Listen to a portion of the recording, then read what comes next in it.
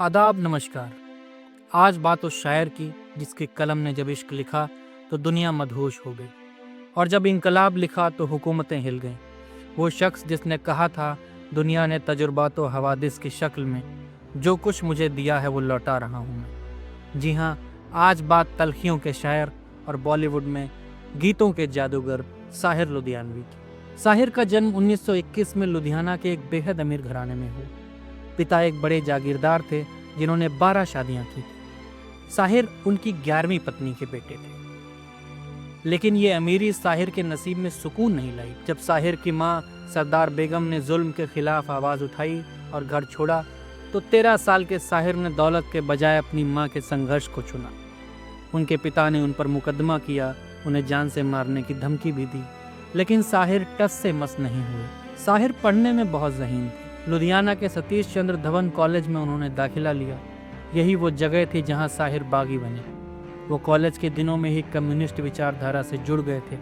उनकी शायरी इतनी आग उगलती थी कि ब्रिटिश हुकूमत की नज़रें उन पर रहने लगी। अमृता ने अपनी आत्मकथा रसीदी टिकट में लिखा है कि साहिर ही उनके जीवन का एकमात्र सच थे, लेकिन साहिर अपनी परछाइयों से डरते थे। उन्होंने लिखा भी, वो अफसाना जिसे अंजाम तक लाना न हो मुमकिन, उसे एक खूबसूरत मोड़ देकर छोड़ना अच्छा। अमृता ने ताउम्र उनका इंतजार किया, लेकिन साहिर की कमिटमेंट से दूरी ने इस कहानी को अधूरा छोड़ दिया।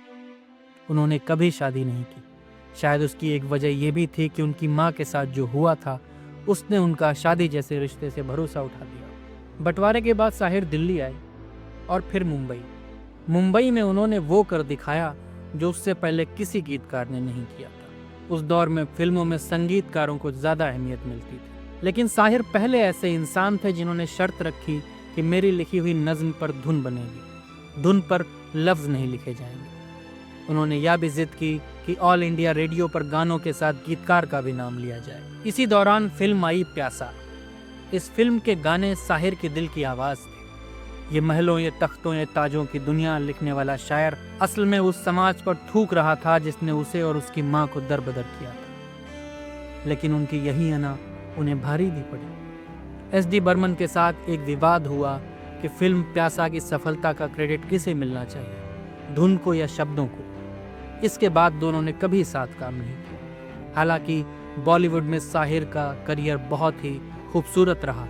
साहिर ने अपनी ज़िंदगी में करोड़ों रुपए कमाए, लेकिन इसके बावजूद वो जुहू के छोटे से फ्लैट में अपनी माँ के साथ रहा करते थे पूरी जिंदगी। जब उनकी माँ का इंतकाल हुआ तो साहिर पूरी तरह टूट गए। उनकी ज़िंदगी में शराब और तन्हाई बढ़ गई। 25 अक्टूबर 1980 को जब वो अपने दोस्त डॉक्टर आर.पी. कपूर के साथ ताश खेल रहे थे, उस वक्त उन्हें दिल का दौरा पड़ा और उन्होंने वहीं दम तोड़ दिया। साहिर लुधियानवी की नज़र से दुनिया अलग ही तरह से दिखती थी, कहीं खूबसूरत तो कहीं बदसूरत, कहीं गुलों से भरी हुई तो कहीं खारों से भरपूर। इसकी एक मिसाल उनकी नज़्म ताजमहल में देखने को मिलती है। ये चमनज़ार, ये जमुना का किनारा, ये महल, ये मुनक्कश दरो दीवार, ये मेहराब, ये ताक, एक शहंशाह ने दौलत का सहारा लेकर हम गरीबों की मोहब्बत का उड़ाया है मजाक।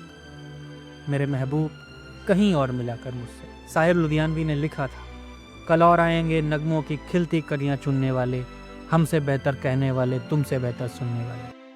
पर सच तो ये है साहिर, कलियां तो बहुत खिली, पर उन कलियों की खुशबू में वो तलखी, वो सच्चाई, वो बेबाकी फिर कभी नहीं मिली। वो जागीरदार का बेटा जो ताउम्र अपनी माँ के सम्मान के लिए लड़ा और अपनी अधूरी मोहब्बत को सिगरेट के धुएं में उड़ाता रहा, आज भी अपनी नज़मों के ज़रिए जिंदा है।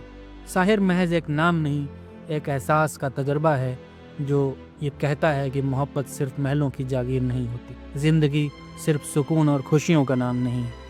आपको हमारी ये कवरेज कैसी लगी कमेंट्स में लिखकर बताएं। चैनल को लाइक, सब्सक्राइब, शेयर करें और इसी तरह की कहानियों के लिए हमारे साथ जुड़े रहें। बहुत शुक्रिया।